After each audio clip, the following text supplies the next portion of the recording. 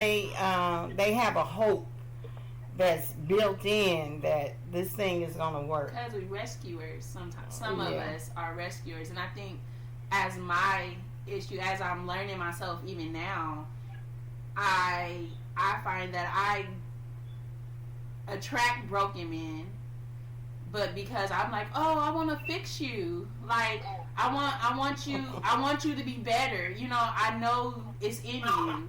I see the potential, and once I see the potential, and then I see that brokenness, it's like I have compassion towards it. And I'm like, I'm sticking with you to the end. We got this, you know.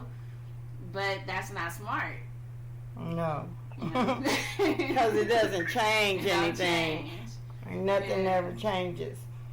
Okay, so we want to send a message to everyone out there that if you're getting hurt, you need to get out, because it's not going to stop. It's never going to end until that person gets the help they need, and you don't deserve to be abused.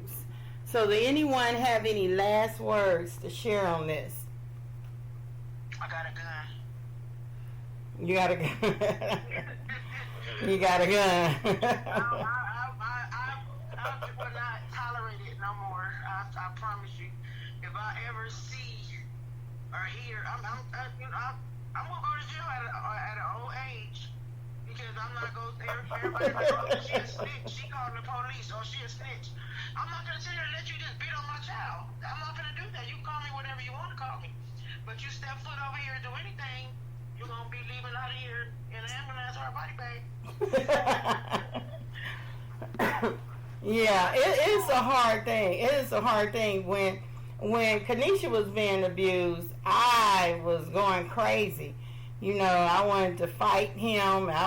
Because I had lived it, and I didn't want that to happen to her. But it happened. My grandmama had him dangling off the wall.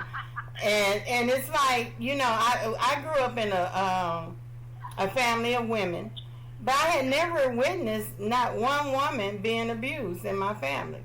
Well, one, but I didn't see it. It was just something I heard about, that happened. But so yeah, you can't allow people to hurt you, and when someone starts hurting you, it's time to go. There's no it's gonna get better. It is not. I promise you, it's not. And then you get to a place, and Kanisha was saying, I'm going to jail. You can get to a place of where you're just fed up, and it's kind of a life or death situation that comes to your mind, and you say, you know what? Either I'm dying tonight or he dying tonight. And you get to that place and you don't care anymore. I got to that place one time, and it got really ugly, and I had a gun and I shot at him, and it grazed his leg, and I thought I had hurt him real bad because I seen him limp. So I called my mom to come get my children, and Mel was actually a baby, and I called her to come get my children, and I sit on the steps and waited for the police to come, because I just knew I was going to jail, but I didn't. And I thank God for that. That would have been an awful situation, because then not only would I have been locked up somewhere, my children would not be raised by me. They would, I don't know what would have happened. So I'm thankful for that. It was a bad situation. I hate the fact that Doniel and Kanisha even had to experience that. And I'm also grateful that Mel and Kjay didn't experience that. But it set a tone and within our family. It wasn't a secret, but we didn't talk about it. I don't remember talking about it around Mel or Kjay. I think as people got older, everyone got older, then things were discussed. But we have to stop the cycle.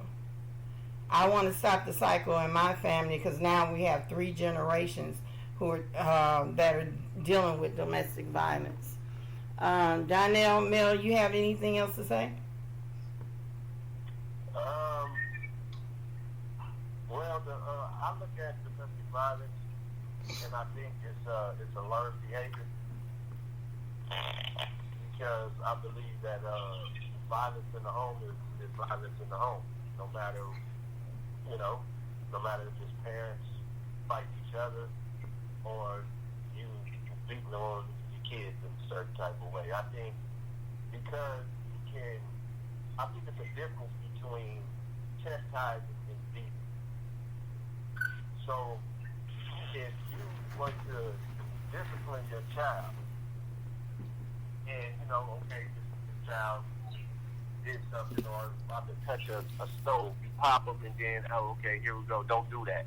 The chastising really comes from the words that's being said afterwards. But if you're beating a kid out of anger, what are you teaching this child?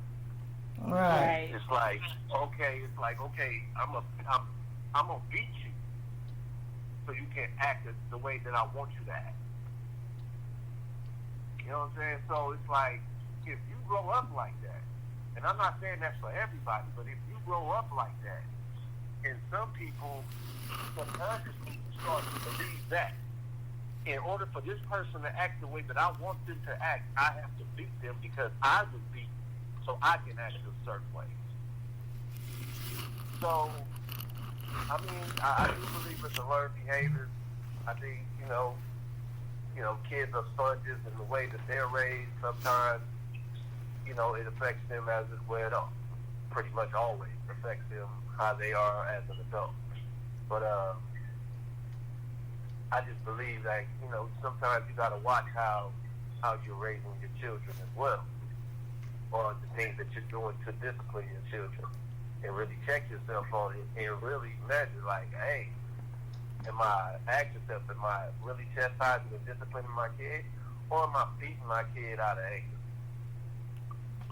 Right. Because that can shape your kid, into being something, you be turning your kid into an animal. Right. I've been around and I've seen kids or parents with their little kids, and all they're saying is fight, fight, fight, fight, fight, fight. They're teaching this kid how to fight. I'm like, dude, this kid can barely even talk, and you like fight, fight. They know how to fight. It's like you raising your kid like a pit bull. You know what I'm saying? That's the first thing they know. Fight, fight, fight, fight. It's like you get that little towel and having the dog chew on the towel and pull the make the jaw stronger and all that. So it's just, it can go deep. We could talk about this all day, but yeah, yeah, it's the truth. Yeah, it's the truth. Yeah, yeah. Yeah. It's really something. Oh, go ahead, Mom. Oh, no. Go ahead. No, I was saying I agree with Mel on the learned behaviors, and just like with a woman, it all go back to just kind of like, it starts in the household. I just went last night and watched a documentary my partner did on human trafficking, and everything is just taught, everything is learned, everything is conditioned, and like, we are maybe an apex predator or top of the food chain, but we are animals. We just intelligent. So you can groom a person, you can train a person to behave a certain type of way, and the information or the visuals that they get as a child will shape them as they grow up. And like he was saying with the, fight by, just different, you hear just the different ways we raise men and we raise women. My son slept with 5 girls, that's my boy. My daughter, she a hoe. So but it's all learned ideas, thoughts, and so it started in the household. So, I just think that as a man, especially as a black man, some of the the stereotypes and some of the, the things that was passed down the generation. We went through a half a generation where most of the movies was made about pimps and Mac players, and so slapping YOLO wasn't a problem. And then now some of the music raise that type of stuff. So I just think it starts in the household. And so I believe that everybody gotta do their part. Right. Right. You have anything left to say? I do. I was just thinking about that, like, for just backtracking on the domestic violence, on that, like, how do you deprogram your kids? Like, how do you, like, once you're out that situation, how do you assure them we not going through this no more? You know what I mean? Like, luckily, like, my kids, they didn't, Jordan, he heard the verbal abuse. He never seen physical abuse. He don't even, like, he didn't know nothing about it, and because it didn't happen, it happened in the house, but he was never there when it happened. So he don't have anything like that, but he was affected by the verbal abuse that took on. So how do you, and I told him, like, I had this conversation with him recently because he's of age now, but how do you reassure your kids, like, this is not what it's supposed to be when it's already branded into their brain, like, this is what's happening, this is what, to them, this is what life is, You have to start talking to them early. I think one of the biggest mistakes that we make as a people is that we wait until we see something, then we start talking. You have to start telling your children early in life, because kids, they hit each other, 2-year-olds, 3-year-olds, or whatever. But you have to start setting a pattern for them when they're really little and start telling them, hey, this is not good, this is not right. And sometimes the verbal abuse can be more harsh than the physical, because that verbal things that people say to you is like it's branded in your brain, and you will go back to it every so often. But you have to talk to your children and teach them what's good and what's not, what's right and what's wrong when they're young. Because if not, they're going to see other things. They may not see violence in your household, but they may go somewhere else and see it. They watch all kind of stuff. The games, people killing and all this other stuff. They have all kind, the movies, the what have you. It's all kind of crazy stuff going on, and they are introduced to things early in life. So you have to start the conversation early. Mel had said something to me the other day, and he was talking about the reason why he doesn't whip his daughter. And Mel, you told me you don't whip her because of what? What was the reason? Well, I'm a man, for one. So I can't, just like I was saying about learning behavior, from what I've noticed about kids, they get whooped. They always run back to the parents that whooped them. So I can't be this person, this guy. I'm a man hitting my daughter, whooping her, chastising her in that way to whoop her or something like that, and then she wants to run to me. That, to me, that's teaching her. If a man, when she gets older, was to hit her, it's going to be harder for her to walk away from it. Right. And I don't want to program that into my daughter's head.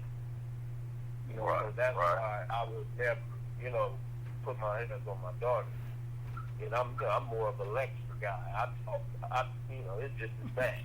As much as I talk and lecture them about everything, they can't really take that. So, and I've done pretty good so far. Just doing that, just talking and taking time with them, with my kids. So, I think that's the better approach. Some people, I mean, you know our family. We've been around a lot of stuff, and then